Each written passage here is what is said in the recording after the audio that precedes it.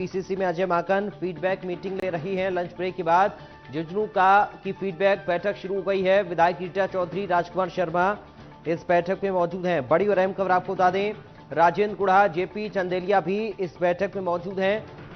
राजबाला ओला भी इस बैठक में मौजूद हैं। इस वक्त की बड़ी और अहम जानकारी आपको बता रही हैं। अजय माकन पीसीसी में फीडबैक मीटिंग ले रही हैं।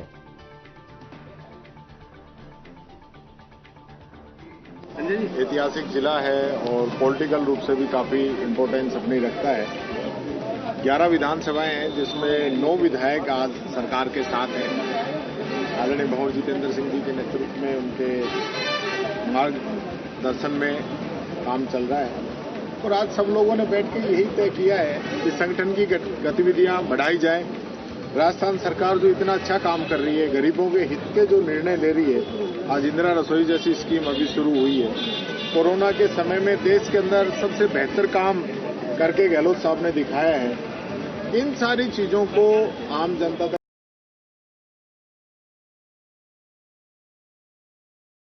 और भी जो स्कीमें हैं उनका लाभ लोगों को मिल रहा है, नहीं मिल रहा है, इसकी मॉनिटरिंग करने की जरूरत है। और साथ के साथ जो संगठन के लोग हैं, उन संगठन के लोगों को तवज्जो मिले, सत्ता में उनको भागीदारी हो और उनके जो काम है, पर्सनल काम भी जो है, उनको प्राथमिकता के साथ किया जाए।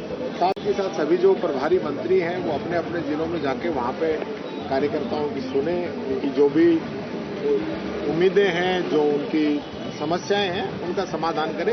इन सारी चीजों पे यहाँ पे आज निर्णय किया गया है। हमारे अलवर जिले के सभी विधायकों ने भी ये बात कही है, हमने भी ये बात कही है। पूर्व में भी हमने ये प्लानिंग भी की थी कि लोकल लोगों को रोजगार मिले, इसके लिए हमने शुरुआत भी की थी। लेकिन कोरोना की वजह से जो परिस्थितियां आज बन रही हैं, इसमें सबसे बड़ा जो संकट है, वो सबसे बड़ा संकट रोजगार का है। मैं ये कहना चाहूंगा, रोजगार के लिए हमारी सरकार तो प्रयास कर ही रही है, लेकिन हम माननीय मोदी जी को भी ये याद दिलाना चाहेंगे। उन्होंने कहा था कि हम हर वर्ष 2 करोड़ युवाओं को रोजगार देंगे।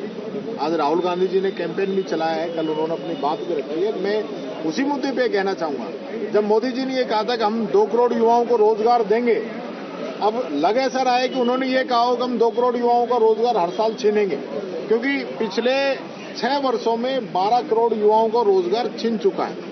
सबसे ज्यादा जो अगर किसी को परेशानी का सामना करना पड़ रहा है तो युवाओं को करना पड़ रहा है। सारे जो सरकारी संस्थान हैं वो निजी क्षेत्र के अंदर देने लग रहे हैं। केंद्र सरकार के 10 लाख पद युवाओं के खाली पड़े हैं, जिनके अंदर भर्ती हो सकती है, उनके अंदर भर्ती नहीं की जा रही है, निजीकरण किया जा रहा है, नौकरियां खत्म की जा रही है। तो ये सारी चीजें हैं। तो मैं यही कहना चाहूंगा, मोदी जी को इसके ऊपर सामने आना चाहिए, बयान देना चाहिए। पहले बहुत वो अपनी बात रखते थे, लेकिन आजकल जनता की बात वो नहीं कर रहे हैं, सिर्फ मन की बात कर रहे हैं, काम की बात नहीं कर रहे। दिनेश टांकी जुड़ गए हैं अधिक बातचीत और जानकारी के साथ। दिनेश, क्या कुछ इस मीटिंग में राय है और क्या कुछ विधायकों ने फीडबैक दिया अजय माकन को? जी देखिए पराग, प्रदेश कांग्रेस मुख्यालय पर अजय माकन की फीडबैक बैठक जारी है। अब तक वो जयपुर शहर, जयपुर देहात, अलवर, इन जिलों का फीडबैक ले चुके हैं और अभी झुंझुनू जिले के नेताओं की वो नब्ज टटोल रहे हैं और उसके बाद 2 जिले और बच जाएंगे, सीकर और दौसा। 3 जिले कह सकते हैं कि अभी शेष है। एक जिले का थोड़ी देर में फीडबैक का काम जो है निपट जाएगा, उसके बाद स्पीकर और रहेंगे। तो जैसा कि हमने बताया, कई नेताओं ने ये रायशुमारी दी है, कईयों ने मुखर होकर की भी आवाज की है। अमीन कागजी ने कहा है कि हम विधायक होने के बावजूद अफसर हमारी नहीं सुनते, मीटिंग में बुलाना तो दूर, उनको जानकारी तक नहीं देते, ये कहा है। कुछ विधायकों ने कहा है विधायकों की सिफारिश पर काम करने की जो चलन है, जो प्रक्रिया है, वो बंद किया जाए। इंदिराज गुर्जर ने बिजली कंपनियों की मनमानी से जो वीसीआर या किसानों के साथ लूट मचाई जा रही है, उसको बंद किया जाए, कार्यकर्ताओं की कदर की जाए और जब तक निचले स्तर पर संगठन के नेताओं के कामकाज नहीं होंगे, तब तक पार्टी मजबूत नहीं होगी। ये यहाँ पर अधिकतर ने अपनी राय होके दी है। कईयों ने कहा अगर हम एकजुट नहीं रहे तो गलत मैसेज जाएगा, हमें 2023 में फिर हार का सामना कर पड़ सकता। तो सब खुलकर जो है सुझाव यहाँ पर दे रहे हैं और करीब 300 नेताओं से आज उनका मिलने का कार्यक्रम है। 150 नेताओं से वो रूबरू हो चुके हैं और बाकी से कह सकते हैं कि 5 बजे प्रेस कॉन्फ्रेंस होगी और तकरीबन 6 बजे जयपुर संभाग के फीडबैक का जो दौर है वो समाप्त हो जाएगा। उसके बाद अजय माकन दिल्ली चले जाएंगे और दोबारा आकर बाकी बचे जो संभाग है 5 उनके नेताओं की नब यहाँ पर टटोलेंगे। तो कह सकते हैं खट्टे मीठे अनुभव यहाँ पर अजय माकन को मिल रहे हैं, अच्छे सुझाव भी मिल रहे हैं। तो कई तल्ख तेवरों में भी सुझाव दे रहे हैं। कुछ नेताओं ने यहाँ तक कह दिया कि उन्हें लगता ही नहीं कि राजस्थान में 16 महीने से या 17 महीने से कांग्रेस का शासन है। तो अजय माकन बाकायदा उनकी सुने।